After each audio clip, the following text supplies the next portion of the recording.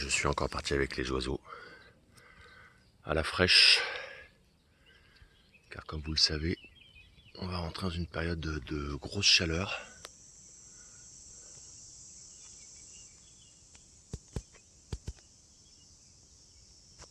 Et après 11h, voire même 10h, c'est trop tard, il fait trop chaud pour aller marcher. Voilà. Donc je vais vous faire plusieurs points de vue. On commence la vidéo ici.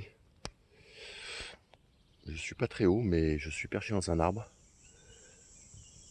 Comme vous pouvez le voir, dans un joli chêne. J'adore les chênes.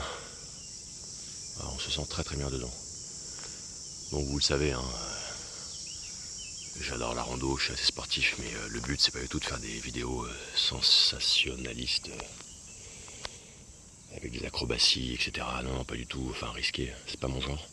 Mais retomber un peu en enfance, grimper dans un arbre, voilà, juste à 1 ou 2 ou 3 mètres ou 4 mètres, et vous lire des livres, des extraits, où vous parlez tout simplement depuis un arbre, ou depuis un point de vue, ou depuis un endroit très zen dans la nature pour partager avec vous, avec des moments de silence. Vous commencez à me connaître. Je parle uniquement quand je le sens et quand j'ai quelque chose à dire. Et là, j'essaie de pas parler trop fort parce que il y a beaucoup d'insectes, d'oiseaux, d'animaux. L'autre jour, je croisais un renard, j'ai réussi à le filmer un petit peu à 50 mètres de moi. C'était magique. Voilà, si j'avais fait du bruit, si j'avais parlé, il serait parti direct. Il m'a vu, il m'a détecté au bout de 30 secondes, mais c'est rare. Donc aujourd'hui, j'ai pas pris de livre avec moi dans mon sac à dos. Sac à dos qui est là. Je vous lirai un extrait de livre dans les prochains jours, mais vous en avez pas mal dans les vidéos précédentes, donc n'hésitez pas. Notamment de la poésie ces derniers jours. Un peu de poésie dans ce monde de brut. Ça fait toujours du bien, avec tout ce qui se passe en géopolitique.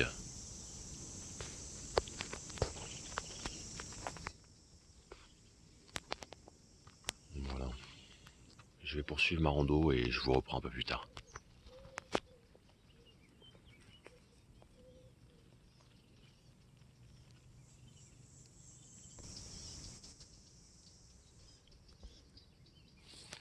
Je vous montre un peu l'arbre où j'étais perché.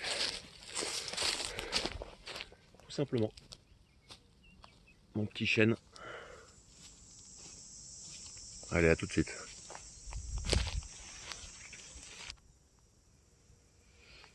Alors là, je suis arrivé dans un spot que j'adore. Je vous fais un petit plan 360.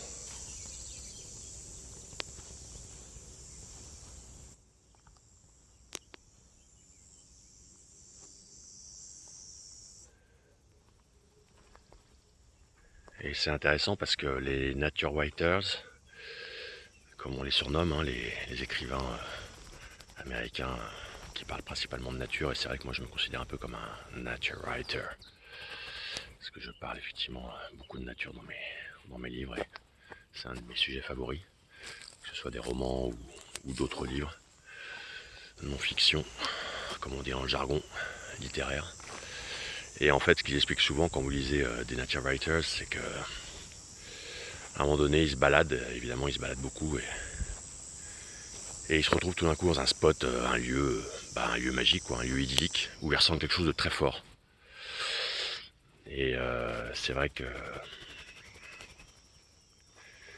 pour moi c'était de la théorie quand je lisais ça, et puis quand j'ai commencé à lire ça, et je me suis mis à marcher de plus en plus et à pratiquer la randonnée de plus en plus, un jour j'ai commencé à ressentir ça. Ça peut être vraiment au bout de 5, 10, 15 randonnées, c'est pas forcément tout le temps. Mais à un moment donné, vous vous retrouvez quelque part, et bon, moi ça m'arrive ici, mais ça m'arrive dans plusieurs endroits, dans un lieu où, comme si vous étiez déjà venu, comme si vous aviez déjà vécu quelque chose, et donc vous vous sentez vraiment particulièrement bien, encore plus que normalement quand vous allez marcher, vous faites une rando, vous vous sentez bien partout. Ce qui doit être à peu près logique, enfin à peu près partout quoi. Il y a peut-être des passages où voilà. Mais et puis tout d'un coup arrive un lieu, un spot où voilà, vous êtes, je sais pas, vous êtes vraiment très très bien. Donc vous restez un peu là, vous prenez du temps, vous revenez parfois à cet endroit. Parfois vous revenez pas parce que c'est une rando juste un one shot quoi. Une rando que vous referez plus jamais, jamais de votre vie. Donc bon bah vous aurez trouvé ce spot et voilà. Mais vous l'aurez en tête quelque part. Vous le garderez en tête le reste de votre vie, c'est ça qui est magique. Et d'autres, si ce sont des randos que vous refaites régulièrement dans l'année, ou voilà, des marches ou des petites marches que vous refaites parfois dans le mois, ben vous y retournez et voilà, vous ressentez toujours la même chose. C'est très particulier, c'est pas évident à décrire, faut plutôt le vivre. Donc j'espère que ça vous est arrivé ou ça vous arrivera. Voilà, bon je continue la balade et je vous reprends plus tard.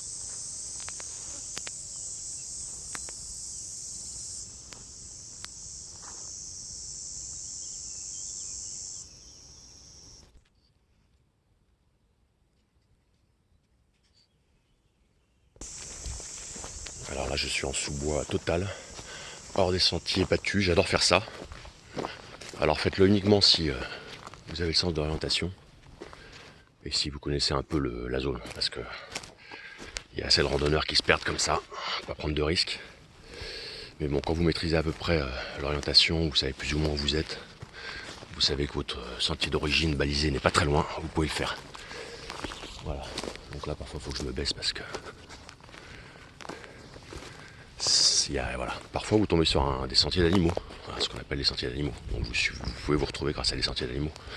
Ça c'est magique, je ferai une vidéo un jour sur les sentiers d'animaux.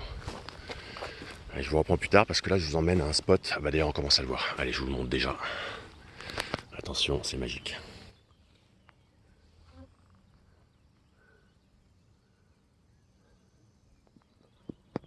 Voilà, donc là évidemment il n'y a plus de neige, mais quand c'est enneigé c'est très très beau.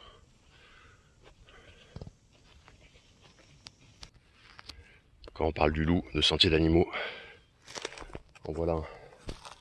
Donc là au milieu de nulle part, si vous voyez, je viens vraiment de nulle part, il n'y a pas de sentier, et là on est loin des sentiers balisés. Vous reconnaissez tout de suite la trace. Là, vous voyez, on le suit là. Donc ça, si un jour vous êtes perdu, ça peut vous permettre de vous retrouver. Ça ramène toujours forcément plus ou moins à un petit chemin, un sentier, une route, voire une ferme. Donc une ferme agricole. Donc voilà. Allez, à tout de suite. Alors là, je suis en train d'arriver assez haut, ce qui fait que le soleil va être enfin dégagé complètement. Et là, je vous parle, je suis parti avec les oiseaux, vers 6h du matin. Donc là, il est à peine 9h du matin. Et il est déjà assez haut et bien chaud.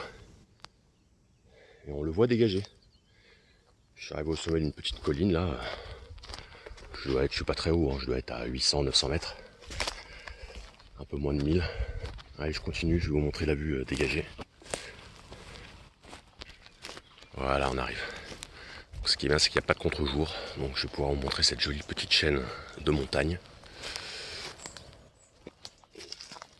Allez, c'est parti.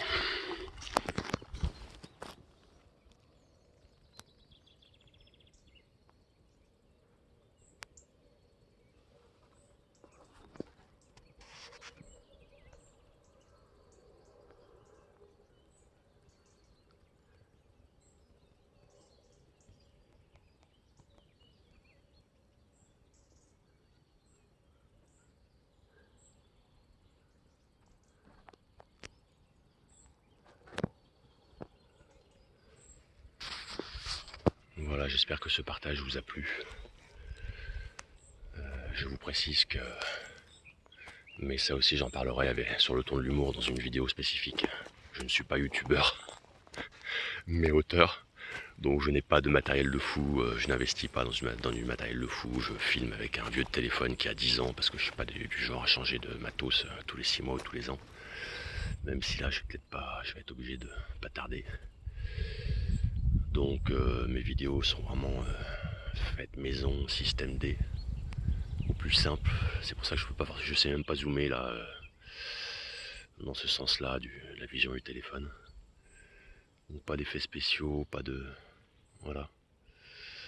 Ça vient comme ça vient.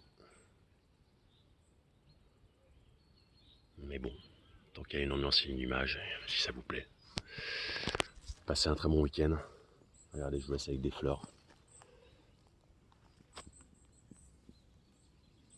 Prenez soin de vous et je vous annonce que dans une prochaine vidéo, bientôt, je ferai une vidéo spéciale sur Épicure. D'où le terme épicurien. Vive la vie épicurienne. Voilà. J'adore Épicure, pour ceux qui ne connaissent pas ou pour ceux qui connaissent mais qui n'ont pas lu son petit livre, son chef-d'œuvre. On a bien besoin aujourd'hui d'Épicure et d'être épicurien. Donc j'ai pensé à ça hier et ouais. Je vous lirai peut-être pourquoi pas en entier. Ça ne va pas être si long de lire en entier, sinon les extraits. A très bientôt. Je vous laisse avec la vue.